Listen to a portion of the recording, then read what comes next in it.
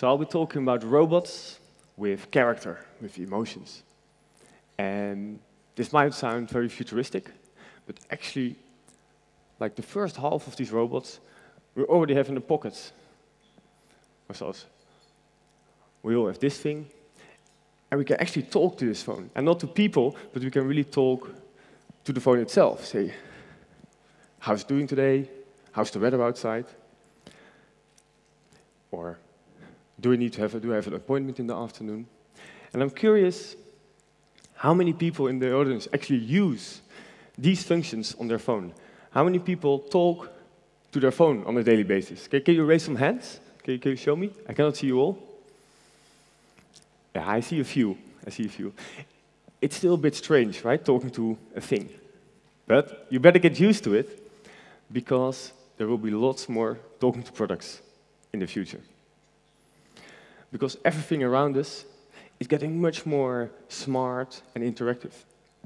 We know our watches, of course, our cars, but also our homes, and actually all the things that used to be a paper sheet on a wall is turning into a screen.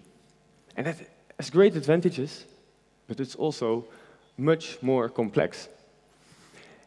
And how are we going to make sure that using these products stays easy, intuitive?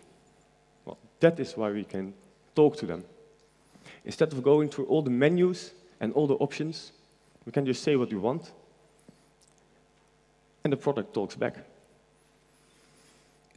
But there are more ways to make it intuitive, to make using these products easy. And we all know we're using our hands to swipe, we're using our hands to pinch and zoom. And we can also use these gestures in the air. We can wave in front of our TV. And while we are using our hands, and while we are using our voice, it's getting pretty close to talking to people. But these products, on the other hand, they're still a bit limited. These products, they are abstract, they focus a lot on the screen, and even when they speak, it still feels a bit strange. It still feels abstract. For example, I have an elevator in our office, and when it takes too long, this elevator is saying that it's sorry. It says something like this. I am very sorry to keep you waiting. Actually, my elevator sounds a bit better than this. But I still doesn't really feel like the elevator is sorry, right? It's still a voice from a box. And what if these products could actually react like humans could? And that is where robots are getting interesting. Because robots can speak, but they also have a lot of physical things. They have a body that can move. Most of them have a head or something. And they have a face, they have a character, expression. So they can point at things, they can look at things. And in this way, you're not anymore swiping on touchscreens or talking to boxes. You're really talking like you would talk to your neighbor right next to you. And what I find amazing is these things are not research anymore. This robot, Roby, it's actually pretty old. And already on the market right now are robots that we can find in our offices, in hotel lobbies. And you enter the front area, maybe you talk to the robot on the left when you have a question, and you don't go looking for a piece of paper. And when you have a question at home, maybe you talk to the robot on the right. And these robots, they're not cheap, but you can buy these things. And they could better look, for example, this is Pepper on the left. Both robots are already sold by a French company. And it's amazing complex. The kind of things it can do, the kind of motions it can make, the kind of motors, the motoric, I get a little impression for you. It's getting really, really natural already. It can look at you, with the eyes, it has a facial expression, and the movements are, well, for me, I'm amazed by this, especially that it's a real product that will be, you will see it in a year or so, it will be everywhere. And because they're so amazingly technical, they also like to show off a bit. So you have a lot of robots, these are the Alpha robots by a Chinese company, that like to show that they can run. They like to show that they can stand on one leg. For example, like this one, right? We can do yoga with it. But it's great, this technology. It's amazing that it can do that. But you also have to think, is this really what we need? Is our lives getting better from a robot that can stand on one leg? And this focus on technology and this focus on creating humanoid robots can even go further.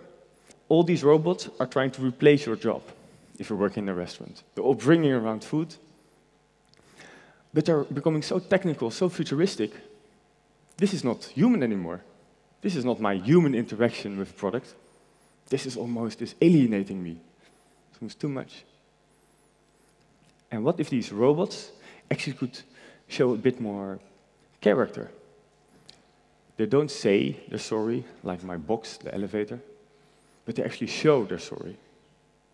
And they don't look that futuristic and they look that robotic, but they actually look sweet, or they look helpful, or they look sad. Now this is something that's actually much more difficult than making only a robot.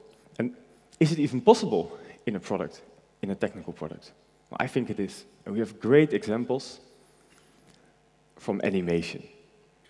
This is also a robot, and we can see that it's sad, and we can see that it has a kind nature, and it's so almost helpless. And while I really like this one, I'm a big fan of this guy. And why? Because its character, it really fits with its goal. It's a healthcare robot. It's a supportive robot. So it should have this soft character. And when I feel sad, I can give it like this big hug.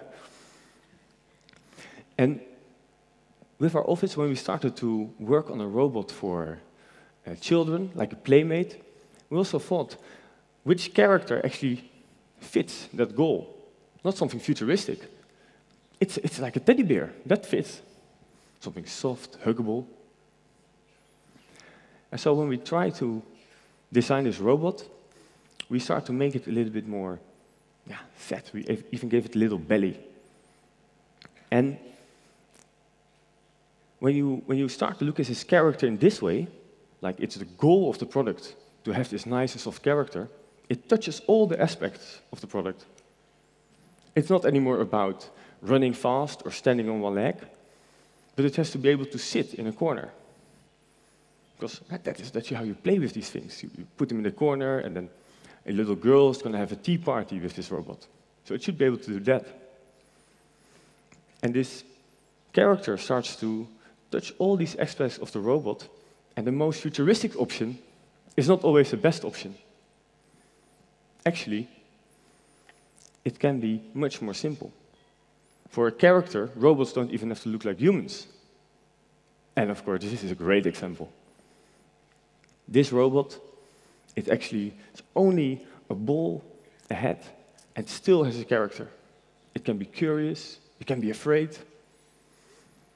And this one, it's about the movement of his head and about position. It creates a posture. And his posture can be like a bit searching, can be low, can be surprised. So this combination of movement and how it stands is very important for character. And in our latest project, we're still working on it, we actually looked, how can we work with this posture, this body movement? So we're working again for robots, for small kids, and then we come to this guy. This one is Dizzy here, actually two Dizzies. And instead of making something with legs and arms, we're really going to see how can we make something that looks sad, or that looks happy, and keep it so simple as possible. Now I have them here actually. The prototypes came in last week, so it's actually pretty exciting to turn it on. Because yesterday it tried to run away even, so let's see if it's...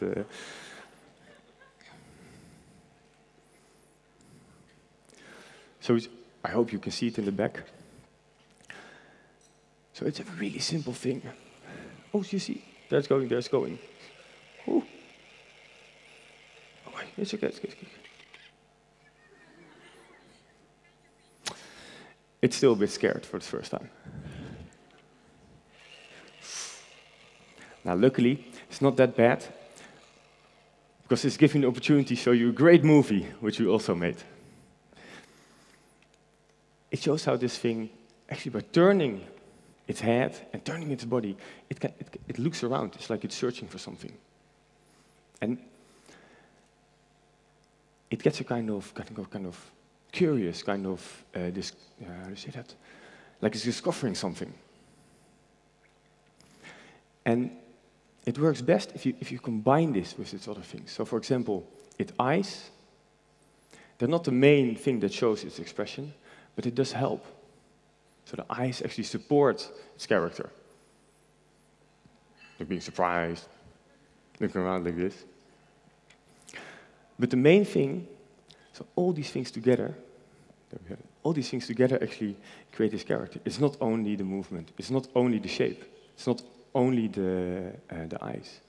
Everything together, we're aiming for this character of something that looks around a bit, that is searching things. It's a curious robot. That was the character we're looking for. Because this robot is actually an education robot. It wants to explore the world together with kids. So the character really fits the function of this robot. And we try to push the character much more than technology. You have arms, of legs, or complex movement.